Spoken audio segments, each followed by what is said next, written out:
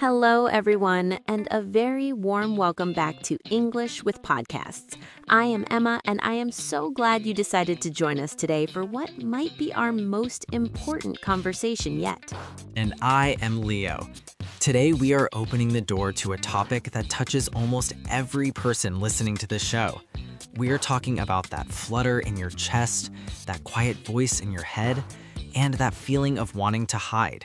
We are talking about social anxiety.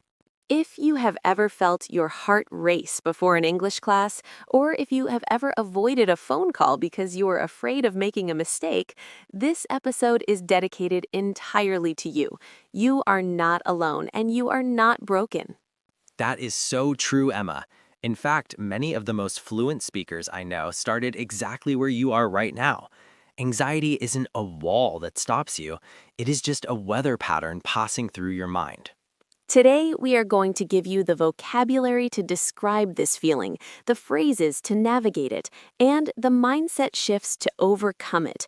We are going to expand our English from the basic, I'm nervous, to the advanced, I'm practicing mindfulness. I remember my first time speaking in a big group. My hands were shaking so much I almost dropped my water. I thought everyone was looking at me and judging my every word. That is the spotlight effect, Leo. It's a psychological term where we think everyone is watching us, like a movie star on a stage. But the reality is, most people are too busy worrying about their own spotlight to notice yours. That makes me feel much better. So, let's start with our vocabulary building. For our beginners, we start with the feeling of being nervous. The basics of worry. Nervous is that jittery feeling before a test. Anxious is a bit stronger, a worry that stays in your body. Shy is a personality trait where you prefer to be quiet. But for our advanced learners, we look at social anxiety disorder. This is a persistent fear of being watched or judged by others. It can feel very heavy. In English, we often use the idiom to have butterflies in your stomach. It describes that fluttery, nervous feeling. I have an entire zoo of butterflies sometimes. But Emma, why does English make this feeling even worse for our listeners? Because of the language ego. When we speak our native language, we feel smart and capable. But when we speak a new language, we feel like a child again. We worry about being perceived as unintelligent. That is a deep insight. We aren't just afraid of the people, we are afraid of losing our identity as a smart person. Exactly. So, how do we fight this? We start with small talk mastery. Leo, imagine you are at a networking event. You see a group of people, your heart is pounding. What's the first thing you say to yourself? I tell myself, Leo, you don't need to give a speech, you just need to say 4 words. And what are those 4 words? Hi, mind if I join? Simple, effective. It's a low stakes entry. Social strategies. Low stakes means there is very little risk. If they say no, it's okay. If they say yes, you're in. Nodding. Once you're in the group, you can use the active listening technique. You don't even have to speak much, just nod and say, that's interesting, or I see what you mean. Those are continuers. They keep the conversation flowing without putting pressure on you to invent new topics. I love that. The power of continuers. Tell me more about that. How did that make you feel?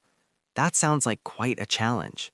When you ask a question, you move the spotlight off yourself and onto the other person.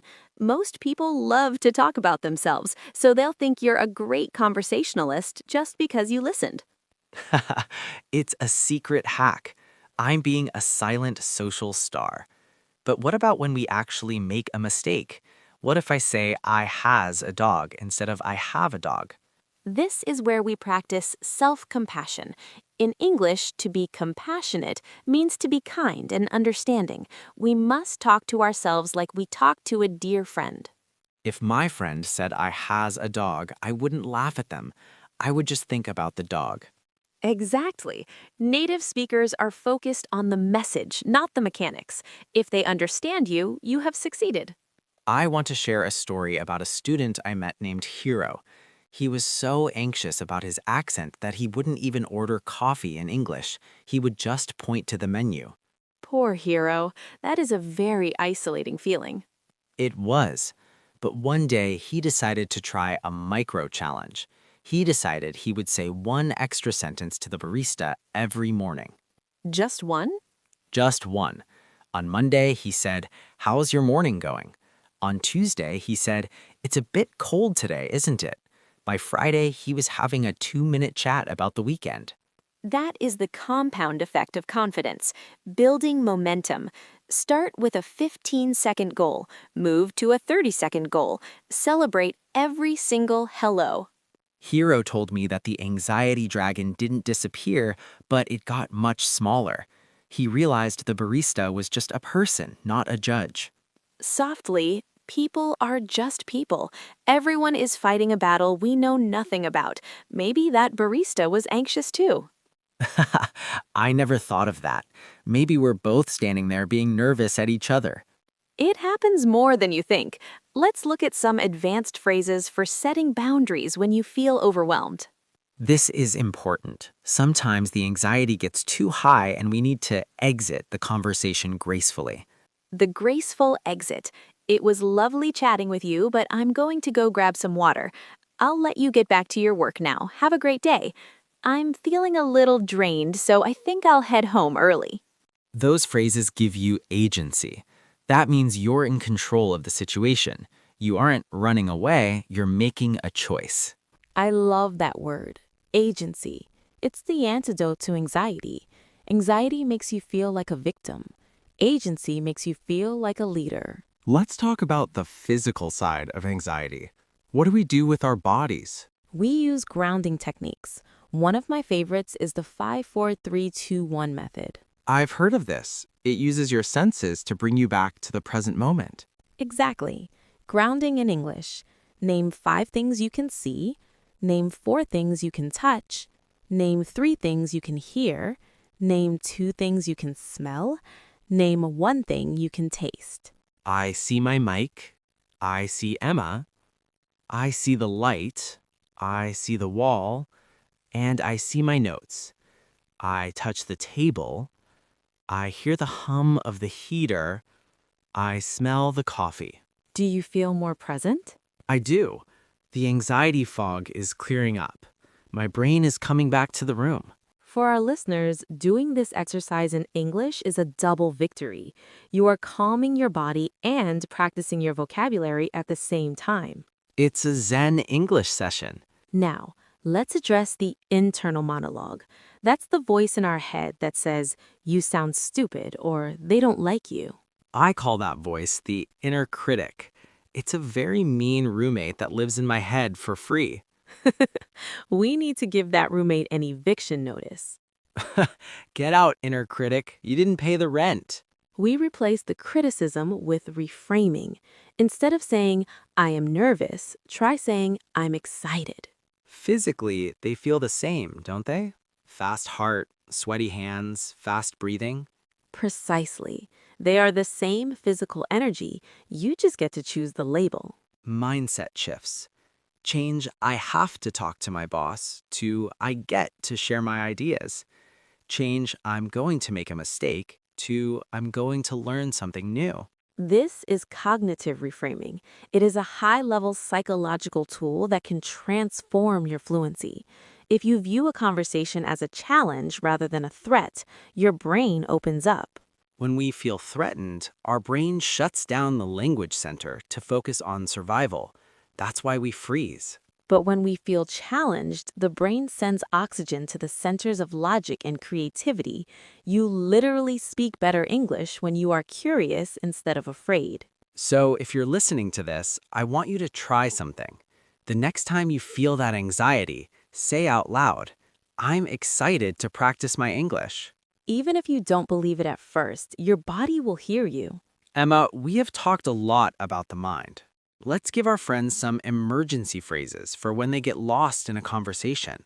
These are lifesavers, the emergency kit.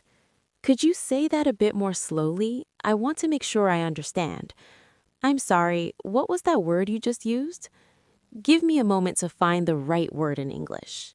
Those phrases are so empowering. They show that you are an active participant, not just a confused listener. And guess what? Native speakers use these phrases too. We forget words in our own language all the time. I forgot the word spur of the moment yesterday, and I had to describe it as the fast thinking now thing. The fast thinking now thing. See, if Leo can do it, you can too. It's all about the grit. Grit is the courage to keep going even when it's uncomfortable. If you have the grit to listen to this podcast, you have the grit to speak English. We are so proud of you for showing up today. We really are. Let's do a final massive recap of everything we've learned today. Step 1. Normalize the anxiety. It's just a feeling, not a fact. Everyone feels it. Step 2. Shrink the spotlight. People aren't judging you. They're busy thinking about themselves. Step 3. Use micro challenges. Start with a 15-second hello and build your momentum. Step 4. Reframe the energy. Move from I am nervous to I'm excited to connect. Step 5. Practice self-compassion. Be your own best friend, not your own worst critic. Step 6. Use your emergency kit. It's okay to ask for help or for someone to slow down. You're on a journey, and every small word is a step forward. Don't look at the mountain, just look at the next step. And we will be here step by step, walking with you. If this episode helped you feel a little lighter, please click the like button. It tells us that this topic is important to you. And please subscribe to the English with Podcasts family. We are growing every day, and we want you at the center of it. We have a challenge for you today. Comment the word brave below if you're going to try one micro challenge this week. Whether it's saying good morning to a neighbor or asking a question in class, we want to hear about it. Your stories give us so much inspiration. We are a community of learners helping each other rise. Well said, Emma. I'm feeling so much more aligned after this chat. Me too, Leo. I think I'm ready to go talk to that new neighbor down the hall. Go for it. Use your low-stakes entry. I will. Thank you for being here, everyone. You are stronger than your anxiety. You really are. Stay brave, stay curious, and keep speaking. See you in the next episode. Bye for now. Goodbye.